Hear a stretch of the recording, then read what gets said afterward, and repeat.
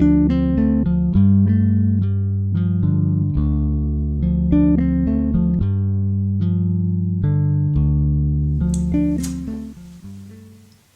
I'm Dorothy Dahlgren.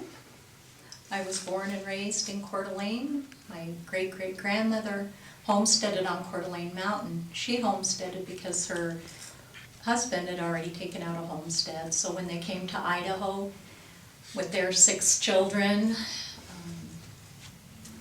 actually they had 7 children, and 2 of them were born here, and she took out the homestead in the late 1800s. And my father was born here, and I was born here, and I was raised here, and I really loved the area.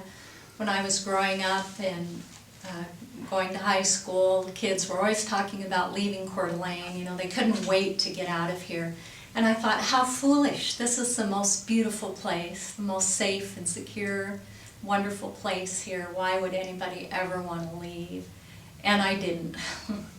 Even when I went to school at Moscow, I came home every weekend because I just couldn't stand to be away. The rolling hills and the lack of trees and lake were torture for me in Moscow. I just had to get back to my forest and my lake. Going to college, I I was in general studies for 3 years, trying to figure out what to do as a major. And I'm looking through the museum, I'm looking through the university catalog, and I come across a program called museology. And it really piqued my interest because it had a lot of hands-on things as well as intellectual. And the part that really appealed to me was the idea that I could preserve and take care of old things that had meaning to people. In my family, I was the keeper of the history. From the time I was a teenager, everybody in the family seemed to think that I ought to have the old stuff. When people passed away in my family, they have a trunk that holds everything that was dear to them. And I seemed to be the recipient of those trunks. I had my grandmother's trunk, I had my grandfather's trunk. And it was through these trunks that I was able to see their lives, to see what was important to them, in a trunk that had everything from the favorite hat to you know, flyers from programs that they went to or schools that they attended. You know, what did they say? Why did they think this was important? And here it's been passed down to me, and so what am I to do with it? I can't throw it away. And you know, as I looked into the museology program at the University of Idaho, I saw that, you know, I would be taking care of people's history. And I would be holding dear those items that their loved ones had left behind and thought were important, and put into a place where they would be preserved for future generations to learn about what life was like for them, their values, what was important to them. And this community is made up of those people, and it's through what they did that make us who we are today.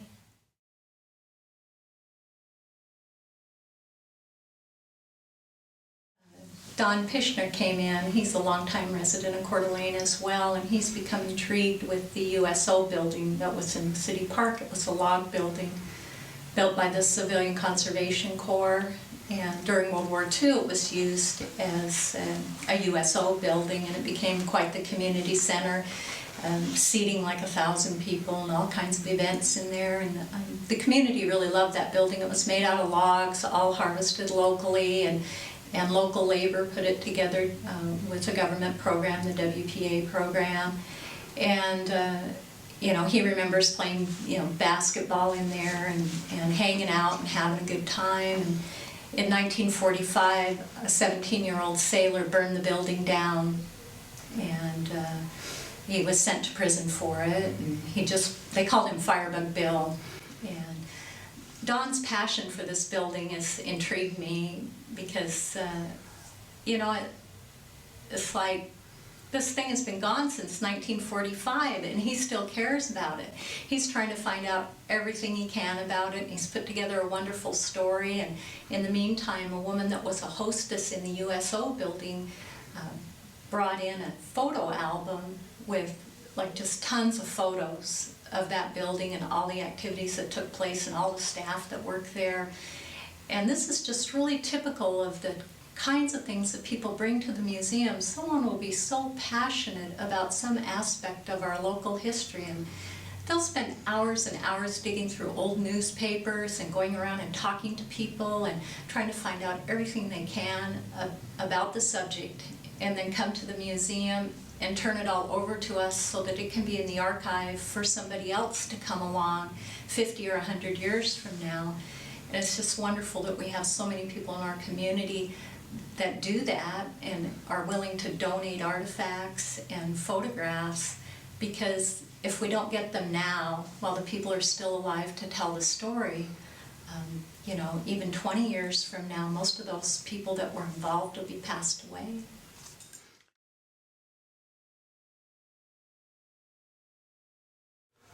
I think the challenge in our community is to hold on to our heritage, to hold on to our character, and what makes us unique as a community and as a people.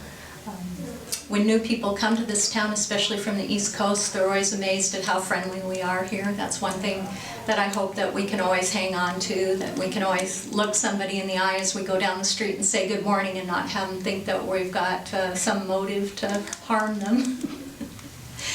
And I also feel that holding on to our physical environment is very important to preserving our heritage and the character of our community, to take care of our historic buildings and our historic landscape, to leave some open space to remind us that, you know, we have a prairie, we have, you know, places that were agriculture and forest, and to preserve those. I think the environment is very important as part of our heritage and our landscape, and a lot of people don't think about that when they think of history. They just think about the building and the objects, but it's really more than that. It's our environment, our mountains, our trees, all of it. Living in Coeur d'Alene has been a privilege. It's just a wonderful place here, and I hope for the future that people will continue to appreciate what is unique about it and try to preserve that for future generations. My hope is that my son and my grandchildren will experience at least some of the same Coeur d'Alene that I was privileged to experience as I grew up.